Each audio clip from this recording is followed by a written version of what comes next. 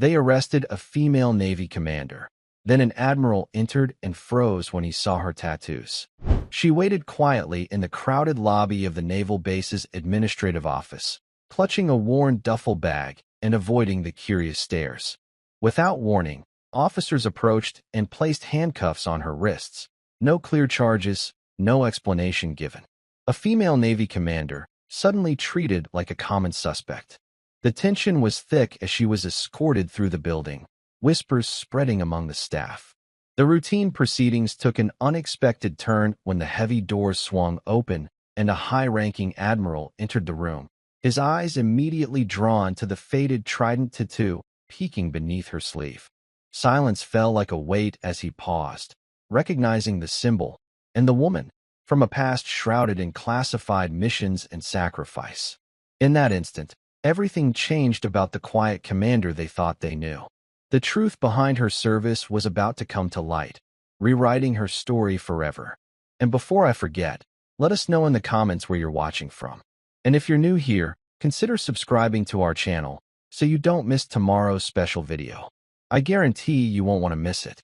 The line at the naval base checkpoint moved slowly. A heat shimmer hovered above the asphalt, and the only sounds were the hum of idling engines and the bark of boots on concrete. She stood beside a worn navy blue sedan with civilian plates, her hands calm at her sides. Faded gray cargo pants, standard issue boots, scuffed but clean. A plain gray t-shirt stretched softly across her shoulders, short sleeves hiding most of the scars, but not all. Her hair was pulled into a tight bun, strands graying at the temples, though she couldn't be older than 30. She wore no rank, no insignia, no name tag. To the young gate officer, she looked like a contractor, maybe logistics. Not worth a second thought, until she reached for her duffel bag. "Ma'am, I'll need to see base credentials," he said, trying to sound firm. She offered a small nod and pulled a leather folder from the bag. Thick, weathered. She held it out. Not aggressively, not apologetically, just steady. The officer frowned. His name tag read Dawson. He opened the folder and blinked. "Ma'am, this ID's outdated. Expired. And it says you're a commander?" She didn't speak. Her expression didn't shift. He swallowed and straightened his shoulders, posture stiffening with protocol he hadn't earned yet. "I'm sorry, but I'm going to need you to step out of the vehicle." Around them, the checkpoint buzzed with quiet activity, Marines watching from shaded posts, other drivers peering through windshields. No one knew her. No one intervened. She stepped out without a word. 2 military police approached. Young, polite, but clearly uncertain. They flanked her loosely as Officer Dawson gestured toward her car. "Do you have any weapons, ma'am?" She nodded once. "In the trunk. Secured." They opened it. Inside, a single long black case with a combination lock, her duffel bag, and a neatly folded desert camo jacket. The case looked like it hadn't been touched in years, but the jacket was immaculate. Dawson exchanged glances with the MPs. One of them, Rodriguez, opened the duffel. There were no explosives, no classified materials, just spare fatigues, a toothbrush, a folded flag, and a worn paperback copy of the things they carried, the title nearly rubbed off from use. Dawson tapped his comms. "We've got a possible ID fraud at Gate 2. Civilian claiming rank. Base commander may need to be notified." She said nothing. Rodriguez glanced at her again, eyes drifting down her arm where the sleeve had risen slightly. There, just above her elbow, something dark, old ink, curled into view. A tactical insignia he didn't recognize. "Ma'am," he asked, quieter now. "Where do you serve?" She looked him in the eye. Her voice was quiet, level. "Ramadi." Then Bagram. Then off books. The way she said it made the silence around her stretch just a bit longer. But Dawson was already lifting his hand. "Commander or not, you're unauthorized. Hands behind your back, ma'am." She complied without flinching. As they cuffed her, no one saw the silent exchange between 2 older men at a nearby watchtower. One of them, silver-haired and motionless, narrowed his eyes. He had seen that tattoo once before, under different light, different war, and he was already moving. The cuffs were snug, not painful, not insulting. Just protocol, applied blindly. The woman in gray didn't resist. She didn't explain. Her face remained unreadable as the MPs gently guided her toward the holding office beside the checkpoint. A prefab building with flickering fluorescent lights and a stained coffee machine humming in the corner. Inside, a young sergeant named Kelso glanced up from behind the desk. He looked barely 22. His eyes moved from the cuffs to her face, then down to the open folder Dawson was now holding. "Who is she?" "Claims to be a Navy commander," Dawson said. "But the ID's expired. No recent activity in the system. No appointment, no clearance." Kelso raised a brow, then tilted the folder toward himself. "Commander V. Rains," he read aloud. "No middle name." "V is the middle name," she said quietly. Dawson gave her a glance, surprised she finally spoke. Kelso kept flipping through the folder, then paused. Something about the texture of the page had changed. There was a second layer, a laminated insert, tucked behind the standard ID. It wasn't visible at first. He slid it out. The background wasn't blue. It was matte black, embossed. Kelso's mouth opened slightly. "Where did you get this?" he asked, softer now. She didn't answer. Dawson took it from his hand and frowned. "What is it?" Kelso swallowed. "This is JSOC clearance. Tier 1. But this kind of badge, it's not issued unless..." "Unless what?" He didn't finish. Dawson laughed nervously. "Outdated or not, she doesn't have orders." "So, what?" She was important. Behind them, the door swung open. A quiet breeze moved in first. Then came the sound of deliberate footsteps, the kind that didn't hurry but never wasted time. The man who entered didn't announce himself. He didn't need to. Rear Admiral Leon Mercer was a legend across 3 oceans. Combat decorated. Black shoes always polished. Suit perfectly creased. And today, something in his expression looked heavier than usual, as if he'd just been pulled from a memory that hadn't faded. His gaze went past Dawson, past Kelso, straight to her. His steps slowed, then stopped. He looked at her hands. The cuffs, the duffel bag on the table, the old folder still open, and finally, at the faded ink on her arm. For 3 full seconds, no one spoke. Then, softly, almost a whisper, he said, "Verity." The entire room turned. Her expression didn't change, but something behind her eyes flickered. Recognition, maybe even regret. "Sir," she said simply. The Admiral exhaled once, deep and slow, as if trying to measure how much he should say. His voice, when it came, was barely louder than hers. "Who put cuffs on her?" Dawson stepped forward. "Sir, we had no way to confirm. I didn't ask for excuses." His voice didn't rise. It didn't need to. "Unlock them. Now." Rodriguez moved first, keys already in hand. As the cuffs clicked open, the room went so quiet the air conditioner hum became deafening. The Admiral stepped forward, not to embrace her, not even to shake her hand. He simply looked down at the exposed ink on her arm, a black trident with 2 coordinates etched beneath. Then he spoke again, this time not to her, but to the room. "Do any of you know what that tattoo means?" Blank stares. A pause. Then, softly, "She's the reason I'm alive." No one in the room moved. Not even Dawson. The words sat heavy in the air. "She's the reason I'm alive." Rodriguez shifted slightly, a breath caught in his throat. Kelso looked down at the black laminated insert again, now understanding why it didn't scan. It wasn't made for databases. It was made for ghosts. Admiral Mercer's gaze lingered on the coordinates inked beneath the trident. Barely legible now, weathered from sun and time, but to him, they might as well have been burned into stone. He didn't ask if they were real. He already knew. "Afghanistan?" Kelso asked softly. The Admiral turned to him.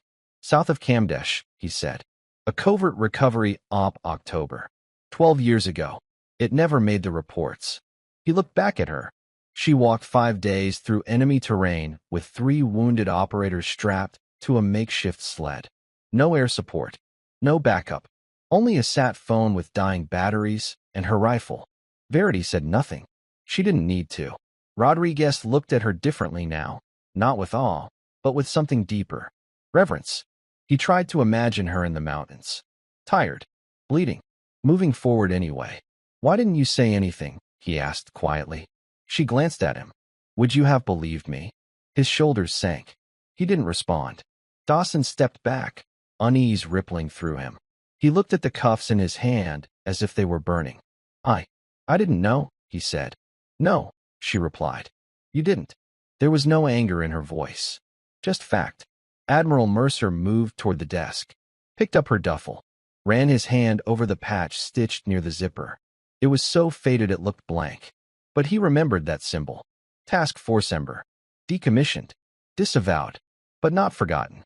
He set the duffel down carefully. You didn't come back for ceremony, he said to her. No, sir. You didn't come for recognition. No. He studied her. Then his voice dropped to something gentler. Then why now? She hesitated, then reached into her pocket and withdrew a folded photo. She handed it to him silently. He unfolded it. A grainy image. A younger woman, same eyes, standing beside a flag-draped coffin. Behind her, a child held tight to her leg. This was my sister, Verity said, her voice steady. She died 2 months ago. Cancer. The Admiral blinked. She raised my niece while I was deployed. Every year. Every school pickup. Every scraped knee. She took a slow breath. Now there's no one left. Except me. The Admiral looked again at the photo.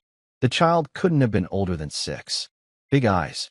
Holding a dog tag like a talisman. Verity continued, her voice quieter now. She's waiting at the visitor center. They wouldn't let her on base. Admiral Mercer straightened. She'll be brought in immediately. And you, he turned to the room, will treat this commander with the respect owed to her. No one speaks her name without standing first. Understood. The room murmured a stunned, yes, sir. Verity turned her face away slightly, not to hide emotion, just to breathe. The base visitor center sat at the edge of the perimeter wall, a glass and concrete structure trying too hard to feel warm. Inside, the walls were lined with outdated posters about enlistment benefits, faded plaques from forgotten deployments, and a vending machine that only half worked. In the back corner, a girl sat with her legs tucked up in a vinyl chair far too big for her. 10 years old, maybe 11. Small frame, dark hair in a messy ponytail. A canvas backpack rested on the floor beside her feet, its zipper half open, revealing a dog-eared graphic novel and a folded American flag. She wore a hoodie that swallowed her shoulders. Across the front, in peeling letters, Navy Brat, a hand-me-down from an older cousin. No one had talked to her in over an hour. The receptionist had offered her a juice box. She said thank you. She hadn't touched it. Then came the knock, deliberate, not rushed. Admiral Mercer stepped through the door, his white uniform a sharp contrast against the beige walls.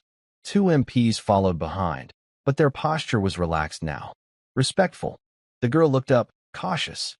The Admiral stopped a few feet away. You must be Lily. She nodded, uncertain. Yes, sir. I'm Admiral Mercer. I served with your aunt. He crouched slightly to meet her eyes. She's here now. Something flickered in the girl's expression, a hesitation trying not to be hope. She's really here? She is. And she asked me to come get you. Lily stood quickly, shouldering her bag. Is she in trouble? Mercer smiled gently. Not anymore. He offered his hand. She didn't take it. Not out of rudeness, just instinct. But she followed him. As they walked through the gate, a few enlisted men glanced their way. Mercer didn't explain. Lily didn't ask questions. But when they passed through the checkpoint, and the girl saw her aunt, standing tall, hands clasped behind her back, she broke into a run. Verity bent low as Lily crashed into her. It wasn't a long embrace. It didn't need to be. It held everything. When they pulled apart, Lily whispered, I waited. I know, Verity said. Her hand rested on the girl's head a moment longer. Then she stood straight again. Admiral Mercer watched the exchange, arms folded. Something about Verity's posture had shifted, not defensive anymore. Just grounded. You're staying for a while, he said. It wasn't a question. Verity looked at her niece. She needs stability, a routine, and answers. And what about you? She met his gaze. I've had enough silence. Mercer nodded slowly. I've seen your file, Verity. The redacted one. Not many could carry what you carried and still walk upright. She looked down briefly, then back up. You only bend when you forget why you stood up in the first place.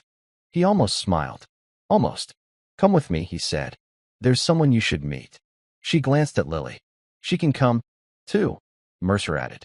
Verity nodded once. And together, they walked deeper into the base, into a past not yet finished. They walked in silence past the admin buildings and motor pool, past the chow hall and the rows of parked Humvees that hadn't moved in weeks. Marines glanced up as they passed, some recognizing the Admiral, none recognizing her. But Verity's eyes scanned every corner, every alley. Even now, especially now, she moved like someone trained to survive ambush. They stopped at a squat, concrete building near the old comms tower. No signs, no cameras, just a fingerprint scanner and a faded keypad. Admiral Mercer keyed in a code and pressed his thumb to the glass. The lock clicked. The door opened. He stepped inside. Verity followed, with Lily at her side, her small hand still holding tight to Verity's cargo pants. The hallway inside was cold, clean, fluorescent lit, the kind of sterile that feels like secrets. At the end of the corridor, the Admiral paused in front of a steel door with no handle. This room, he said quietly, is not on any tour. He tapped another code. The door opened with a hiss. Inside, the lights came on slowly, motion-triggered. The room was quiet, almost reverent. Along the walls were plaques. Bronze. No names. Just call signs, operations, mission dates. Some bore nothing at all. In the center, mounted under glass, was a large steel panel, pockmarked, scarred, slightly burned. Verity stopped in front of it. Her hand moved instinctively to her ribs. She remembered the sound of the bullet that had torn through it, the heat, the silence afterward. Mercer watched her. You dragged 3 men across 20 clicks of mountain while bleeding from a collapsed lung. I dragged 4, she corrected softly. Only 3 made it. Lily looked up at her aunt. Verity didn't hide the memory. She didn't sugarcoat it. But she didn't linger, either. Why bring me here? She asked. Mercer gestured to the plaques. You're not listed. Anywhere. She nodded. I know. You should be. Verity turned.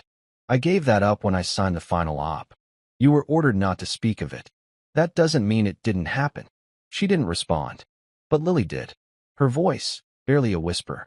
You save people? Verity knelt, slowly, looked her niece in the eyes. Yes, she said. Did they say thank you? She smiled faintly. Not all of them. Some couldn't. Some didn't know. Lily thought about that. Then quietly, she said, thank you. Verity looked away just long enough to collect herself. Then she stood and faced Mercer. I didn't come here to be remembered. Mercer nodded. Then stay for her. He reached into his jacket and handed her a folded sheet of paper. It was an offer, not a commendation. A job. Instructor. Tactical Intelligence Division. Civilian contractor. Flexible terms. On base. Near the school. Verity's fingers brushed the paper, but she didn't take it yet. I'll think about it. You have until tomorrow. She gave a quiet nod. But inside, she already knew her answer. The classroom was windowless, tucked behind a row of unused barracks. It smelled faintly of gun oil and chalk, an odd combination that somehow fit. No fanfare greeted her first day. She arrived early, wore a plain black tactical shirt and neutral slacks. No insignia, no name tag, just her duffel bag, and a presence no one could explain.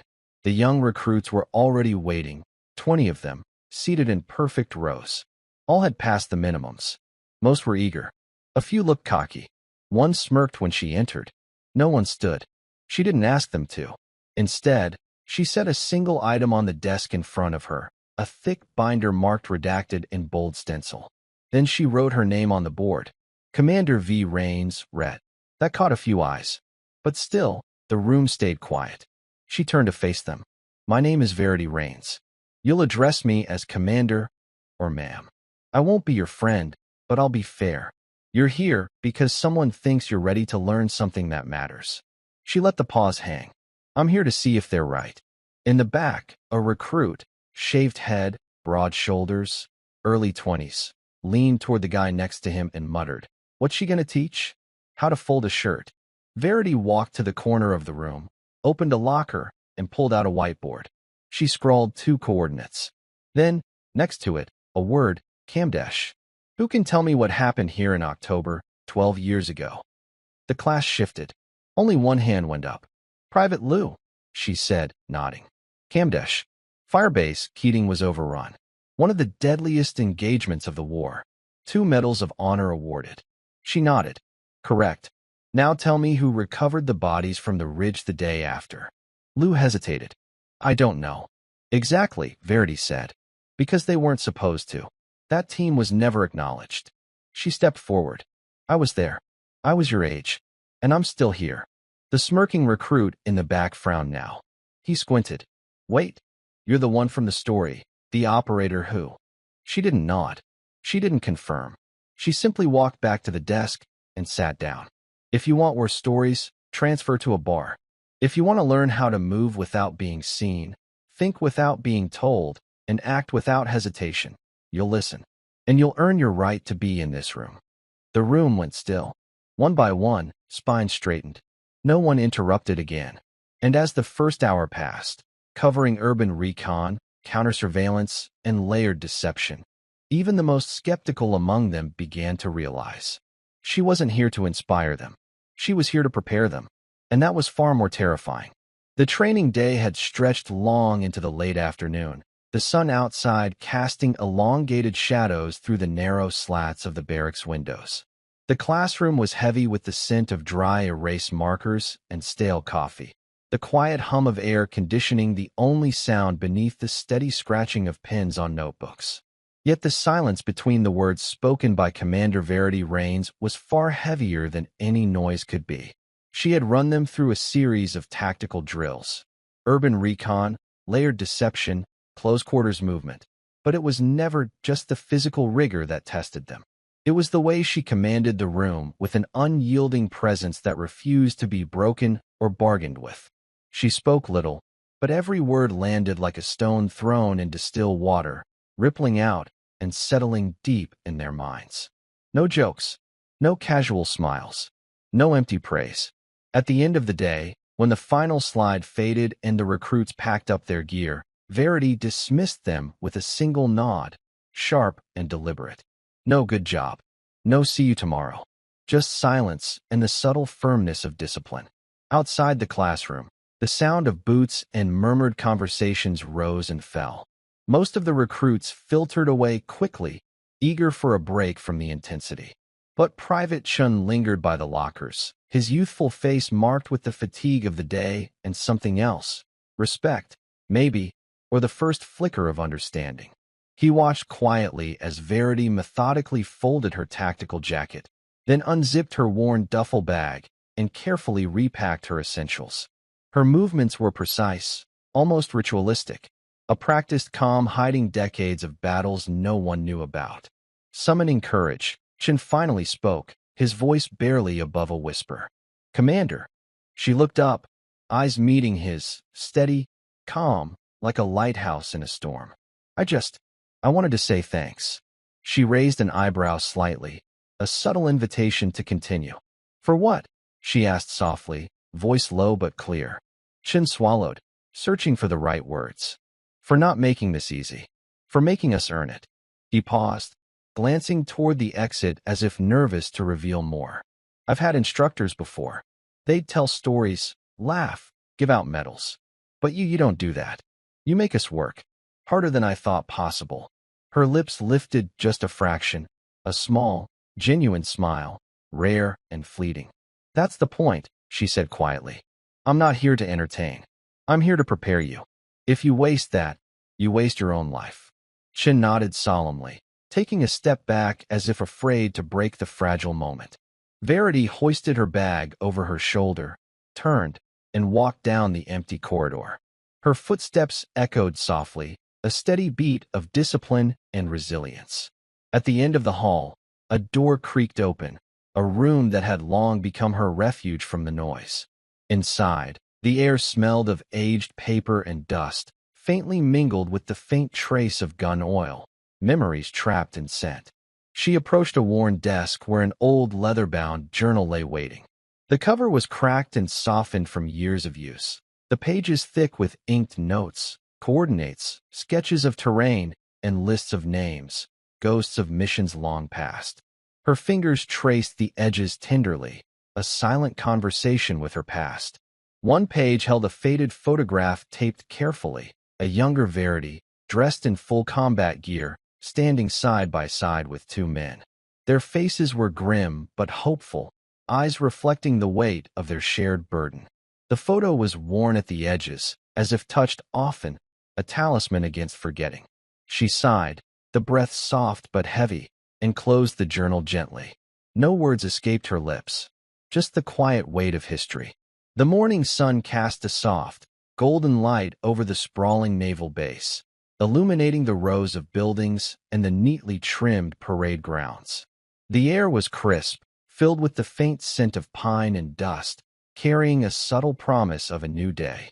Verity stood near the edge of the training field, her arms folded across her chest as she watched the recruits assemble. Their faces were young, eager, but untouched by the heavy realities that she carried with her like shadows. Her jacket flapped gently in the breeze, revealing the faint outline of the black trident tattoo beneath her sleeve, a silent emblem of battles waged and sacrifices made far from the public eye. For a moment, Verity closed her eyes, the sounds of the present fading, replaced by the ghosts of the past, distant bursts of gunfire echoing across mountainous terrain, whispered names lost to the wind, and the weight of comrades she'd carried through unforgiving terrain. The memories were a quiet storm within her, ever present, yet always kept beneath the surface. They were the reason for her steel-calm exterior, the unspoken fuel behind every command and every measured word. A soft, deliberate knock on the door behind her pulled her back to the present. Without turning, she recognized the unmistakable gait of Admiral Leon Mercer as he stepped inside, hands clasped behind his back, his posture rigid but his eyes gentle. "Commander," he greeted softly, his voice cutting through the morning stillness. "There's someone here to see you."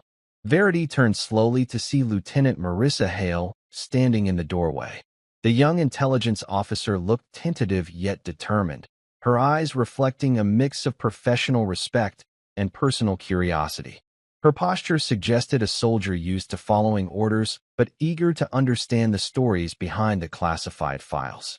"The Admiral mentioned you might have answers about the Bugram operation," Marissa began carefully. "I've been digging through the declassified documents. But everything is redacted, blacked out. It's like the mission never happened." Verity nodded, folding her hands behind her back. "Some truths aren't meant for the pages of history books," she said quietly. "Not because they aren't important, but because the wrong ears hearing them could cost lives." Marissa took a cautious step forward, lowering her voice to a near whisper. "There's a letter, Commander, sent from an operative in the field. The name's redacted, but the coordinates match the tattoo on your arm." Verity's gaze dropped to the spot beneath her sleeve. The faded black trident and the coordinates etched there were more than just ink. They were a map of survival and loss. Admiral Mercer cleared his throat, breaking the tension. "Truth is a double-edged sword," he said, voice steady but heavy with years of experience. "It's not always easy to face, but it's necessary, especially for those who serve and those who follow." The room seemed to hold its breath, the silence stretching, thick and reverent. No one dared break the quiet weight of what remained unsaid, stories buried beneath redactions, shadows of valor hidden from the public eye. Verity finally spoke, her voice measured and calm.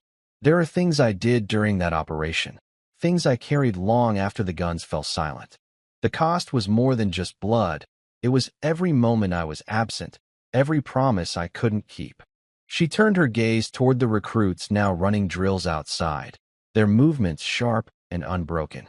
"It's not the medals, or the stories told in bars, or the headlines that define us." She looked back at Marissa, her eyes softening with something almost like hope. "It's what we choose to do with the silence afterward, how we carry the burden, how we teach others to carry it." Marissa nodded, understanding deeper than words. "Then help me tell it, Commander. Help us bring their stories out of the shadows." Verity's lips parted in a small, genuine smile, the first warmth to touch her face in days. "Maybe it's finally time." The small conference room felt worlds away from the roar of the base and the drills on the parade ground. The low hum of the air conditioning mixed with the faint scratch of pens on paper. Walls were lined with maps dotted in red and blue markers, timelines, and cryptic notes from past missions. A whiteboard stood in the corner, cluttered with hastily scrawled dates and acronyms that only insiders understood. Verity sat opposite Marissa Hale, the young intelligence officer who had become her unexpected ally in uncovering the long-buried truths. A stack of documents was pushed across the table, some fresh, some yellowed with age, all marked with bold red stamps and ominous black bars where names and details had been deliberately erased. Marissa spoke quietly but with conviction. I managed to get some files declassified. It's not everything. Most of it is still redacted. But this is a start. Verity's hands moved over the pages like a soldier surveying a battlefield. Satellite images showing harsh mountain ridges, casualty lists with almost every name blacked out, mission reports with entire paragraphs missing. The silence between the two women was thick with the weight of what had been hidden. They wanted to bury it, Verity said softly, her voice almost a whisper. The operation, the men who didn't come home, the sacrifices. Off the books. Unacknowledged. Forgotten. Marissa nodded, her eyes flickering with a mixture of admiration and sadness. Your team's extraction was never officially recognized. The military wanted plausible deniability. It was so secret that even many commanders didn't know it happened. The men you saved, and those you lost, vanished into classified shadows. Verity closed her eyes briefly, the memories flooding back unbidden. The biting cold of the mountain nights, the relentless grind of dragging 3 wounded men through enemy territory, the sound of distant gunfire echoing in the dark, the prayers whispered for the fallen. The faces of her team flashed behind her eyelids, vivid and haunting. Why now? She asked at last, her voice steady but laden with unspoken pain. Marissa met her gaze. Because of your niece. Because someone needs to tell your story, not just for you, but for every soldier who was left behind in silence. Verity's eyes softened. For the first time in years, a small flame of hope stirred inside her. Then let's begin, she said quietly. The envelope was deceptively plain. A worn, manila sleeve with creases softened from years of handling, and a faint smudge of dirt in one corner. No return address, no insignia, no official markings. Yet, in her hands, it felt heavier than any metal or document she'd ever held. It was as though the weight of all the years, all the silence and secrets, had been compressed into this single piece of paper. Verity carefully peeled the flap, her fingers steady despite the surge of memories rising in her chest. The letter inside was folded with meticulous precision, the paper yellowed but intact, bearing the unmistakable mark of haste and urgency.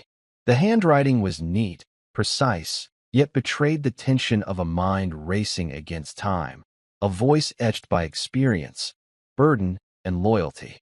She unfolded the letter slowly, her eyes scanning the words, each line unlocking long-guarded memories buried beneath layers of restraint and regret. Commander Rains, if you're reading this, I hope it means you've found some measure of peace beyond the chaos we left behind. The operation at Bagram was more than a mission. It was a crucible that forged us in ways no one outside could understand. We lost brothers and sisters whose names have faded from the official records, but not from my memory. Your courage kept us alive in those dark moments, and I owe you more than I can ever say. The letter continued, each word resonating like a solemn confession. There's more you should know, truths that were buried deep to shield us all from further pain. The real enemy wasn't just outside the wire. It was the betrayals within our own chain of command, the politics that endangered us more than the enemy ever could. I pray that one day, these truths will be told, not for glory or revenge, but for justice, remembrance, and healing. Verity's breath hitched, the memories crashing forward, the cold mountain nights, the desperate hours spent dragging wounded men through hostile terrain, the silence that followed every loss. She traced the faint signature at the bottom, just 2 letters, almost a whisper in ink, JT. Marissa looked up from the pile of documents, her expression solemn. JT was your point man on that extraction, a legend who disappeared from the service shortly after. No one really knows what happened to him. Verity's lips pressed into a thin line. He saved my life that day, she said quietly, and he paid a price I still carry with me. The room settled into a heavy silence, thick with the unspoken weight of sacrifices made in shadows. Those who gave everything without recognition, those whose stories had been erased by time and redactions. Marissa broke the stillness. If we tell the story, all of it, maybe we can finally give them the honor they deserve. Verity folded the letter with deliberate care, the edges crisp against her fingertips. Her gaze lifted to the window, where the sun filtered through and cast long, hopeful shadows across the floor. Now, she said, voice steady but resolute, we tell the story, the full truth. No more silence. A small, determined smile touched her lips. The burden she carried wasn't lighter, but for the first time in years, it felt shared. The weight of the letter lingered heavily in Verity's mind as she stepped into the stark conference room. The air was thick with quiet tension, punctuated only by the shuffling of papers and low murmurs between high-ranking officers and officials. The room was filled with a mix of generals, admirals, and civilian defense staff, men and women who held the power to rewrite history or bury it deeper. She was no longer the shadow in the background, the silent operator who carried secrets in her bones. Today, she stood firmly in the light, ready to speak the truths that had been smothered for years. I am here not to reopen old wounds for the sake of conflict, Verity began, her voice steady and resolute, but to confront a past that has been deliberately silenced. The mission epigram was real. The sacrifices made by those men, my brothers and sisters in arms, were real. And the erasure of their service is an injustice that cannot stand. A few faces in the room tightened, some exchanging subtle glances. One general cleared his throat, leaning forward with a measured tone. Commander, classified operations are precisely that, classified. They exist to protect ongoing missions and the lives of those involved. To reveal details now could compromise security. Verity met his gaze squarely, unflinching. I fully understand the importance of operational security, but there is a profound difference between protecting lives and erasing them. The men who gave everything deserve recognition. Their families deserve answers, and the nation owes them the truth. At that moment, Marissa Hale stepped forward, her presence calm but firm. We've gathered new evidence, communication logs, eyewitness accounts, and documents previously withheld from public and military archives. This is not speculation, it is fact. The time for transparency is now. A murmur spread through the room, some skeptical, some hopeful. Another voice challenged. What about the risks to personnel currently deployed? Could this jeopardize their safety? Verity's reply was unwavering. The only security we owe those who serve is honesty. Silence breeds resentment and dishonor. Truth is the foundation of trust. The room fell into a heavy silence, the kind that fills the space between words with meaning. Finally, the commanding officer nodded slowly. We will review this evidence thoroughly. Should it be verified, we will take appropriate steps to address the oversights. Verity allowed herself a quiet nod. This was not the end. It was not a victory, but it was a beginning, the first step toward justice and remembrance. The afternoon sun was fierce, casting sharp, dancing shadows across the firing range. The metallic clang of bullets striking steel rang out steadily as the recruits practiced their marksmanship. Sweat beaded on foreheads, and the air was thick with the scent of gunpowder and dust. Verity stood off to the side, arms crossed, eyes keenly observing every movement. The tattoo on her left shoulder, partially visible beneath her rolled-up sleeve, caught the glint of sunlight.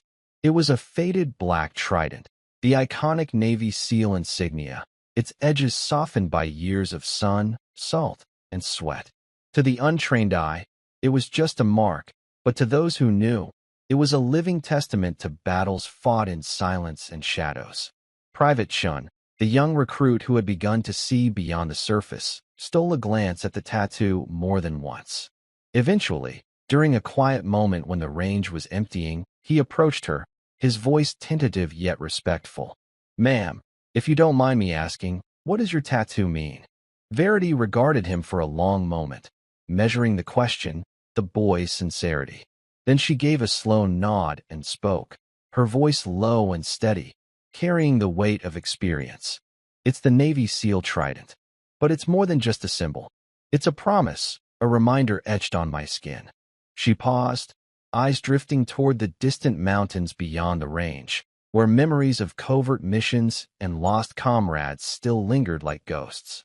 Each line, each shadow of this tattoo tells a story.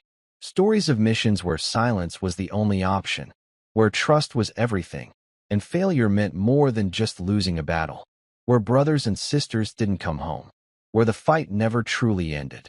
Her gaze returned to Chun, steady and honest. "This tattoo, it's not just about who I was in uniform. It's a vow to carry those memories, to honor those who can't speak for themselves, even when the world forgets." Chun nodded slowly, absorbing the gravity beneath her words. "Thank you for sharing that, ma'am. I don't think I ever realized." She smiled faintly, the first softness he'd seen from her. "One day, you'll have stories of your own. But remember this, strength isn't just about firepower or medals. It's about what you carry inside, long after the guns fall silent." The two stood in quiet understanding, the fading sunlight painting the range gold. The base lay wrapped in a deep, tranquil silence as Verity stirred awake before dawn. The soft hum of distant generators and the occasional clink of metal from a far-off guard post were the only sounds that disturbed the stillness. The dim glow of early morning filtered faintly through the blackout curtains, casting long shadows across the sparse furniture of her quarters. She sat on the edge of the bed, eyes distant, mind wandering through the labyrinth of memories she had long kept locked away. The weight of years spent in shadows, the faces of comrades lost or changed forever, the cost of missions never spoken about beyond whispered debriefings and classified files. Reaching out, Verity grasped a small, worn photograph on the nightstand. The edges were frayed, and the colors slightly faded, but the image was sharp in her mind, a rare moment of fragile camaraderie. Her team, standing shoulder to shoulder, smiles forced but genuine, eyes tired but determined. The faces of men and women who had fought beside her, some still missing in action, others gone forever, swallowed by the unforgiving landscapes where their sacrifices had been made. Her fingers traced the outline of a scar hidden beneath the collar of her shirt, a jagged line, pale against her skin, a physical remnant of a firefight deep in the Hindu Kush Mountains. It was a wound that never fully healed, both on the surface and in the recesses of her mind. The scar was a constant reminder, not just of pain or injury, but of endurance and survival. A symbol of the battles fought in silence, the quiet resilience that defined her existence beyond the uniform. As she rose and moved toward the small mirror on the wall, Verity's reflection bore the weariness of a soldier marked by time. The calm strength in her eyes belied the storms raging beneath the surface, unseen scars that ran deeper than any bullet wound. A soft knock at the door interrupted her solitude. Lily, her niece, stepped inside quietly, her footsteps barely making a sound on the worn floor. Her young face was marked with concern and the tentative understanding only someone who loves can offer. "Are you okay, Aunt Verity?" she asked gently, her voice a whisper meant to bridge the silence. Verity turned, allowing herself a small, genuine smile. She crossed the room and pulled Lily into a brief, warm embrace, a moment of comfort in a world often too harsh. "More than okay," Verity whispered back, her voice steady but soft. "Just remembering." Lily nodded, eyes wide but knowing, absorbing the weight behind the words. "You carry a lot," she said simply, her innocence mixed with quiet wisdom. Verity looked down at her niece, then back into her eyes, a gentle seriousness in her tone. "Sometimes, the scars we don't see hurt the most," she said. They sat together on the edge of the bed, the room slowly brightening as the first light of morning crept through the window. In that shared quiet, there was a wordless understanding, an unspoken bond of strength, resilience, and love. It was a moment of peace amid the turmoil, a reminder that even the deepest wounds could be met with quiet grace. The base was buzzing with activity that morning. The steady clatter of trays, the hum of quiet conversations, and the distant drone of vehicles moving through the compound.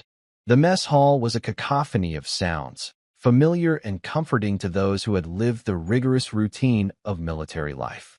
Yet, as Verity entered, a subtle shift rippled through the crowd.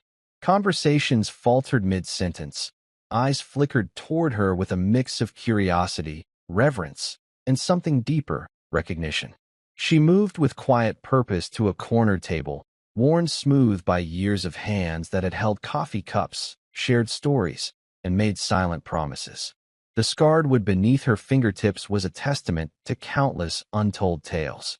Moments after she sat, Private Chun approached, his steps hesitant, the weight of unspoken words evident in his posture.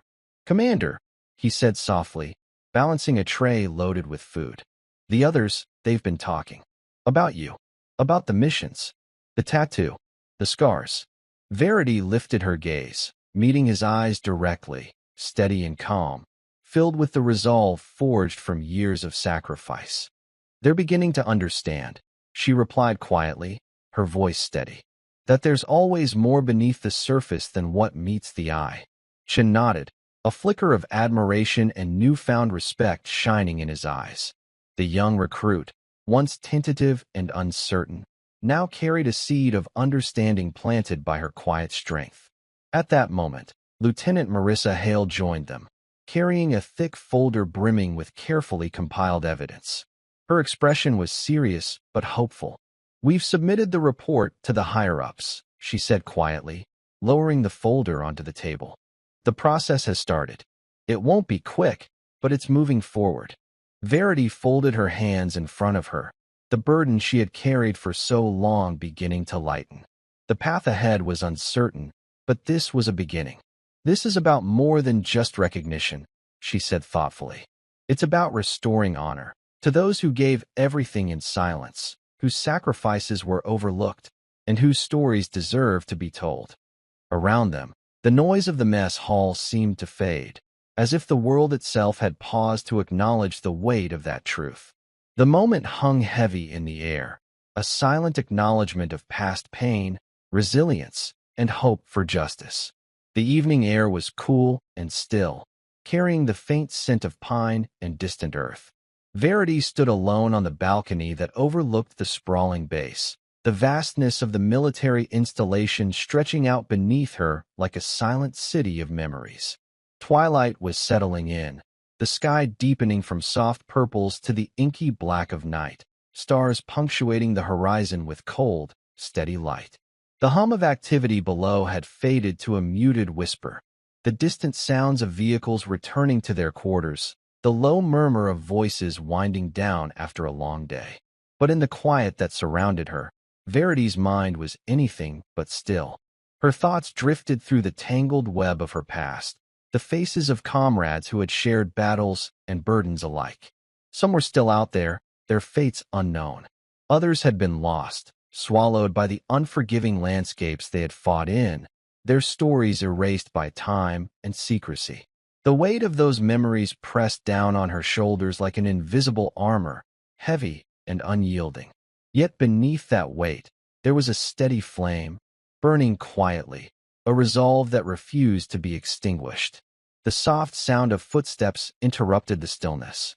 Verity turned to see Lily stepping onto the balcony, her young face serious, eyes wide with a quiet determination that both surprised and comforted Verity. Despite her youth, Lily carried the strength of her lineage in the way she stood, shoulders squared and voice steady. "I'm proud of you," Lily said simply, her words carrying the weight of unspoken understanding.